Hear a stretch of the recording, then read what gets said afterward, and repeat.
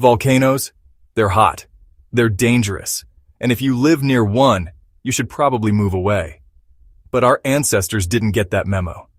In fact, some of them not only stuck around, but built their homes right in the shadow of these fiery mountains. Today we'll explore 3 ancient megastructures built by cultures that lived with the ever-present threat of volcanic destruction. You won't want to miss number 3, the largest of the 3, and one of the biggest construction projects ever undertaken. But first, all 3 of today's structures are built around volcanoes, so let's take a moment to talk about what makes these natural formations so enticing. Of course, they're hot, like both literally and figuratively. Volcanoes can reach temperatures of 1,200 degrees Celsius or 2,200 degrees Fahrenheit, hot enough to melt rock and metal. They spew molten lava, ash, and noxious gases into the air. And if that weren't enough, they also tend to rumble, shake, and occasionally blow their tops. So why would anyone want to live near one? Well, despite their drawbacks, volcanoes have their own particular charm. They contain valuable minerals and fertile soils ideal for growing food. Their slopes are often rich in geothermal energy, and early humans found them to be excellent sources of fuel and raw materials for making tools. Our first megastructure is an enormous defensive wall that was constructed nearly 4,000 years ago by the Brasur culture of Costa Rica. The Brasur culture flourished in the region from approximately 2000 BCE to 1500 CE. They built huge stone hinges across the central valley that may have served as burial grounds. They were expert farmers who developed sophisticated irrigation systems to water their crops. And they left behind some pretty impressive pieces of artwork, including a 16-meter-high pyramid at the La Blanca site, which features some very intricate carvings. But perhaps their most spectacular achievement was the construction of the Drunken Wall. The Drunken Wall is an 8-kilometer-long stone fortification that was constructed around the twin volcanoes, Poas and Zerki, which tower over the Central Valley. It dates back to around 1000 BCE, but archaeologists believe that it had several earlier phases of construction that go back to 2000 BCE. This wall was no small task. Over 2 million stones were used to construct it, each weighing about half a ton, and it reaches a height of 5 meters or 16 feet. Some sections are as wide as 7 meters or 23 feet. But what was its purpose? The Drunken Wall has also been called the Brasi Barrier, and although scholars don't know exactly what it was used for, they think it may have been built to protect the people living in the Central Valley from invaders coming from the south. There is some evidence that the area was hit by a series of earthquakes between 1500 and 500 BCE.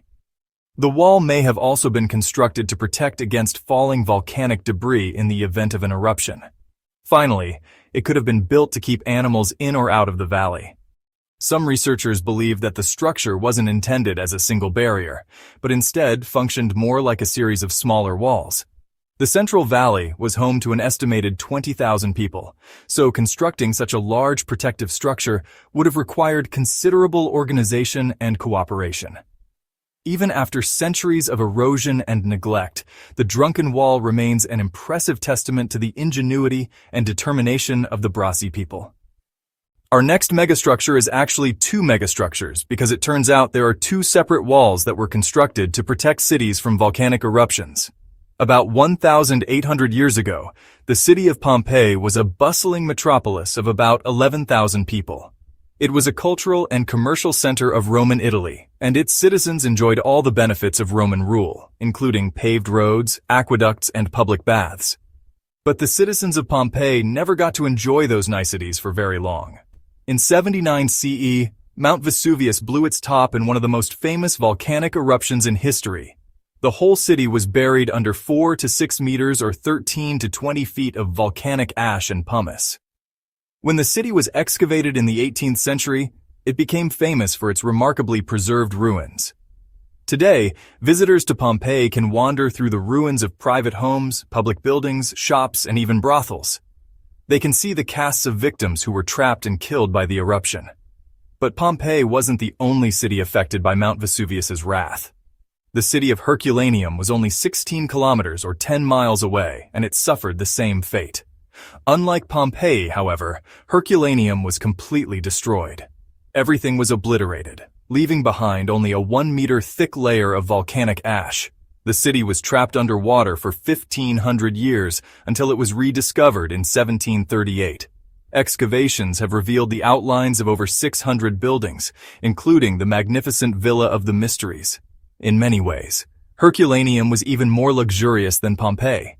It was situated on a gently sloping hill, so all the houses had stunning views of the bay. Its population was wealthier, and its streets were wider and better maintained. Unfortunately, excavations at Herculaneum have uncovered even more human remains than Pompeii. Most of the city's residents perished when the initial eruption showered the area with pumice and ash, but many others died when the volcano unleashed a pyroclastic flow consisting of superheated gas and volcanic matter.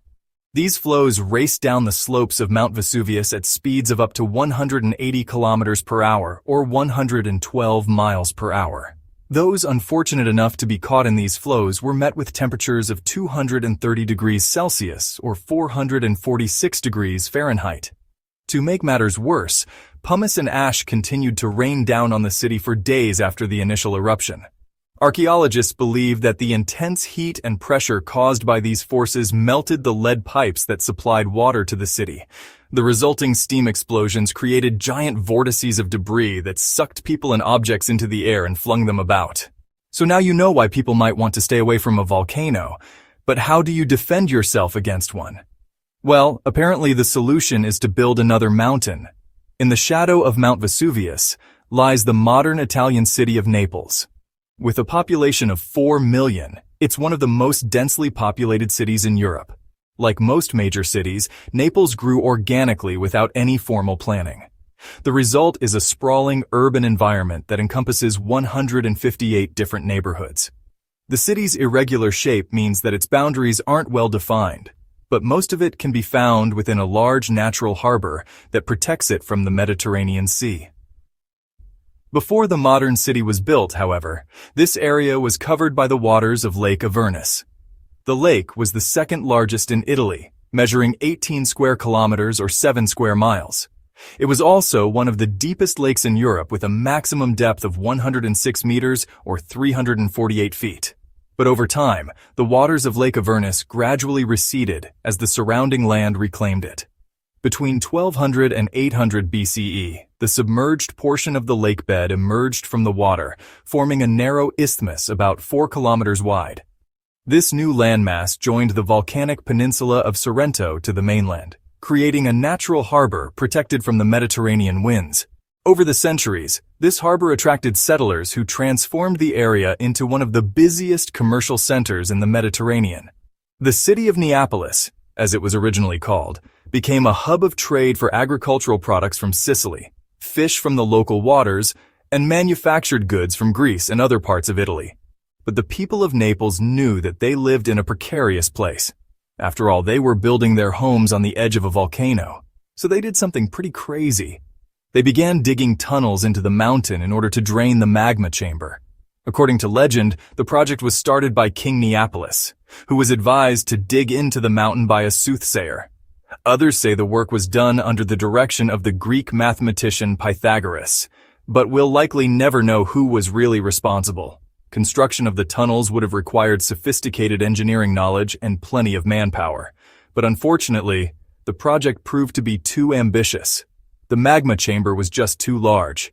Instead of draining the volcano, the Neapolitans inadvertently created a giant underground cavern system.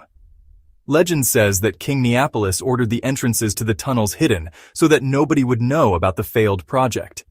This may be true because excavations have turned up 9 different shafts and galleries that were dug into the mountain. But since they were all filled with dirt and rocks, it's impossible to determine their original purpose. It looks like the people of Naples simply made the best of a bad situation. What do you think? Let us know in the comments and don't forget to subscribe. Thanks for watching.